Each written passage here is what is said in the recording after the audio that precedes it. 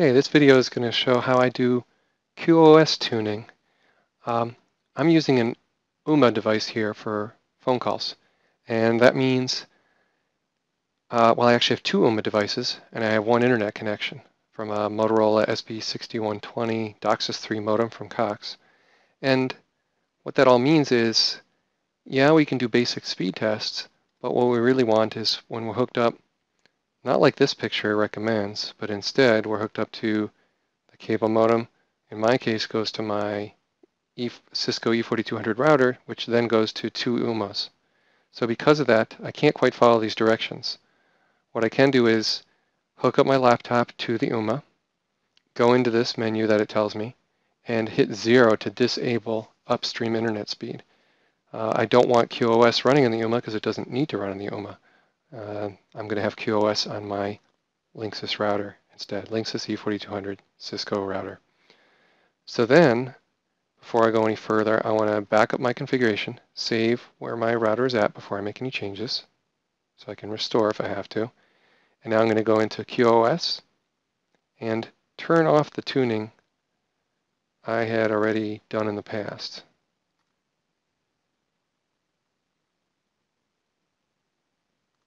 Okay, so QoS is now off. The router will just allow me to do speed tests without any speed degradation. Now I head on over to my cable modem, make sure it's up and healthy. This happens to be my DOCSIS 3 cable modem.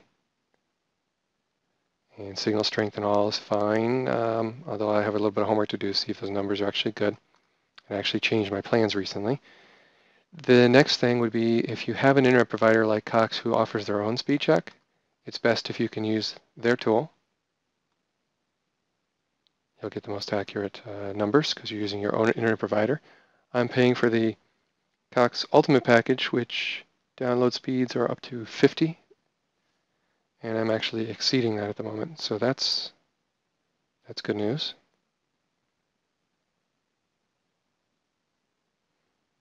Okay, and my upstream is 765, so I'm going to take note of that.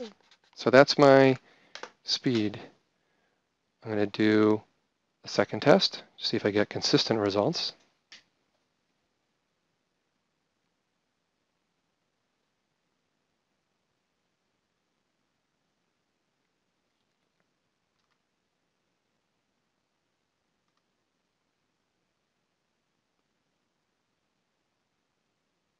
It looks like my speed results are very consistent, a little less, closer to 7 on this one. So rounding off, we'll call the upload speed of 7. I like to use a third-party test too, just to see if it gives me a similar result. Speedtest.net, for instance, which is what UMA recommended. And you'll see we get a lesser speed because I'm going to some other provider's IP address. So you would expect a somewhat lower number there.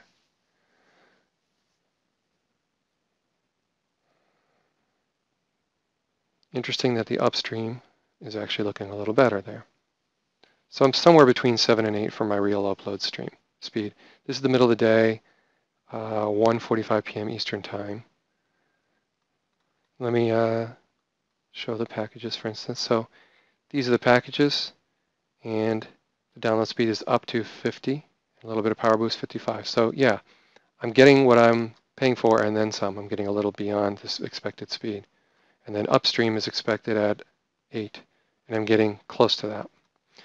Okay, so we're done with the test. Now what do we do with that information? Well, very similar to the UMA setup guide where it kind of tells you to don't trust the automatic mode and manually set your mode. I'm going to go ahead and do something similar that I found works best for phone call quality in my household after several months of testing this. I'm going to enable internet access priority, and if we put this on automatic, we'll notice it does a kind of crummy job, in my experience, at handling that. So I'm on a E4200 first generation hardware router.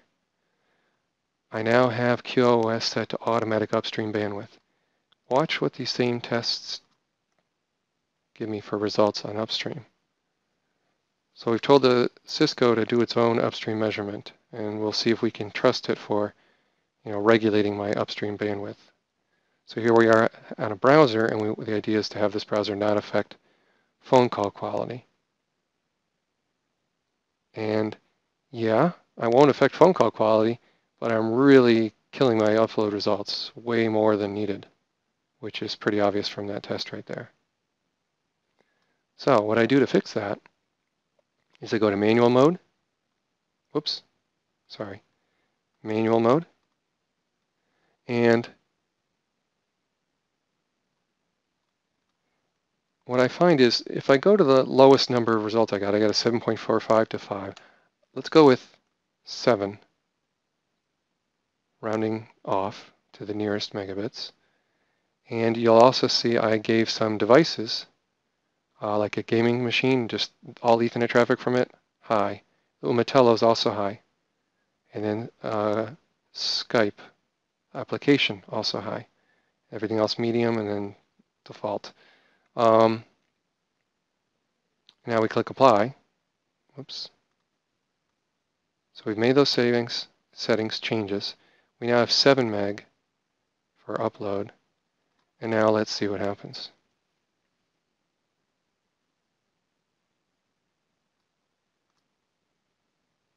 I'm sorry, go back to this test. Looks like it only shows the last test. Unfortunately, it doesn't keep a log. That'd be a great place to keep a log.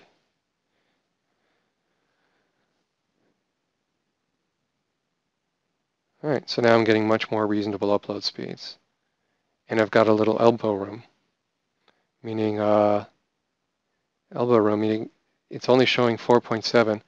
Well, we know I get 7 or 8, so I've left 2 for voice. That's way more than I need. Let me try to demonstrate that. So now I'm bringing up myspeed.visualware.com, and I'm going to do a VoIP test. I'm going to leave that in the default codec and see what happens.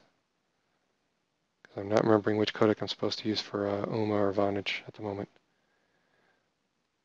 I don't think it matters. If I see no difference between this test and then bumping up my upstream speed by 1 more megabit, I'm not going to worry about it. I'll still have plenty of overhead or room for 2 OMA devices in my house and Skype, maybe some video streaming, high priority stuff to go over that dedicated bandwidth I've set aside. So if you see that I'm getting 5 megabits, but I really have 7 or 8, I've got 2 or 2.5 megabits for, say, live streaming from that gaming machine at the same time I'm making phone calls. Even the high-def live streams, I believe, don't quite use that. So you can see it's predicting excellent call quality and so forth. But again, my test, 4.7, 2.5 megabits. So let's try one more test and move this to 8.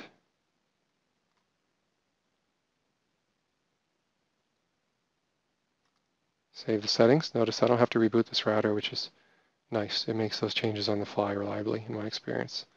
Okay, we do another test, speed test.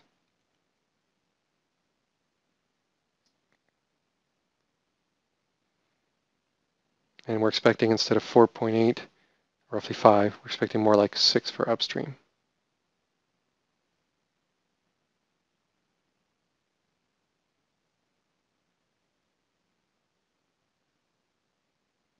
And we didn't get 6. So in my experience, this tells me I'm reaching a number now where if I go anything beyond that, I'll probably will start affecting phone calls while streams are going on in my house.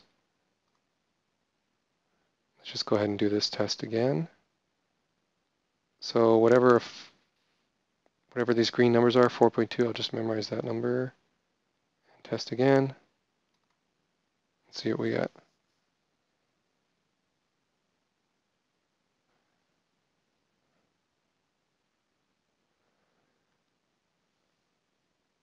So this is basically how I tune my router. following this will be real-world testing. Leaving it for a week, having the gaming machine do a stream, trying 2 phone calls on 2 phone lines while the gaming machine is streaming. That's the real-world test. And that really just takes a lot of time of effort to know if we got the tuning right. But based on having done that before already several times over the last few months with this particular router and this particular firmware, I already know that I'll probably, very likely, be in pretty good shape, just making sure I leave myself a megabit or 2 for upstream. And the number didn't really change.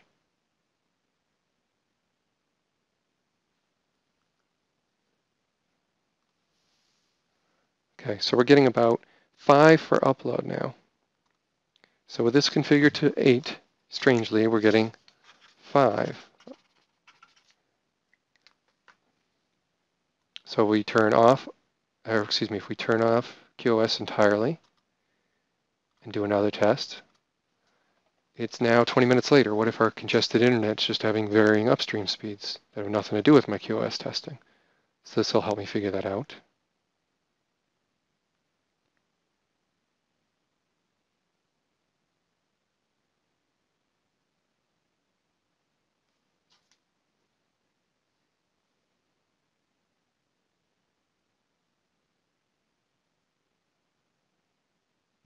No, it's still pretty good. It's a little lower. It's not quite near 8. It's closer to 7. So given all of that, here's what I'm going to settle in on. I want to be very conservative. I want to make sure that QoS works well and keeps everyone happy and still be able to upload videos of my own on my lower priority machine.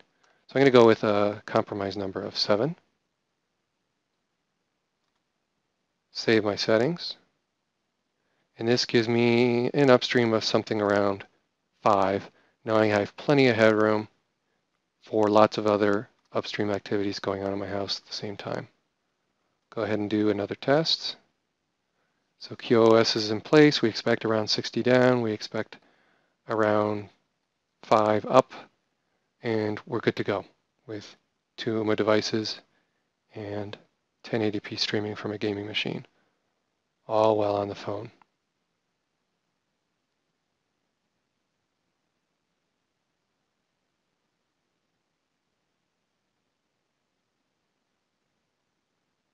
Okay. And again, simulating VoIP phone calls. Do that test one more time.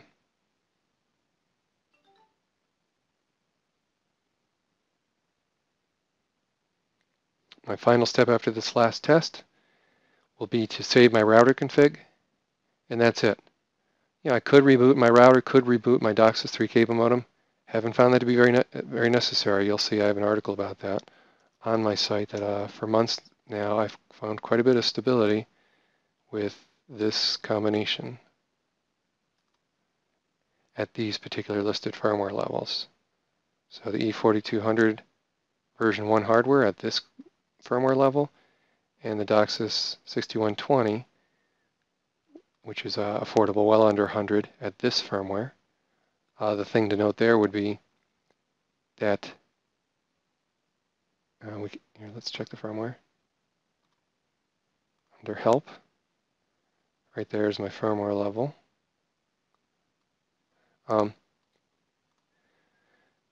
There is a 6180 that shares the same instruction manual, and it has 8 ports down. It doesn't help any for commodity consumer kind of internet. It will not increase my speed. I'm obviously getting the speed I'm paying for already. So it doesn't look like I want to change my hardware at this point, and I'm all set. So we go to Administration, we go to Management, and we now back up our configuration. Whoops.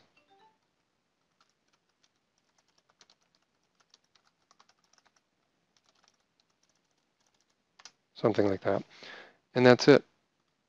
Hopefully you found this video more helpful than confusing on an admittedly intermediate or advanced level topic. But thank you for watching. Your feedback always appreciated, and your comments at tinkertree.com.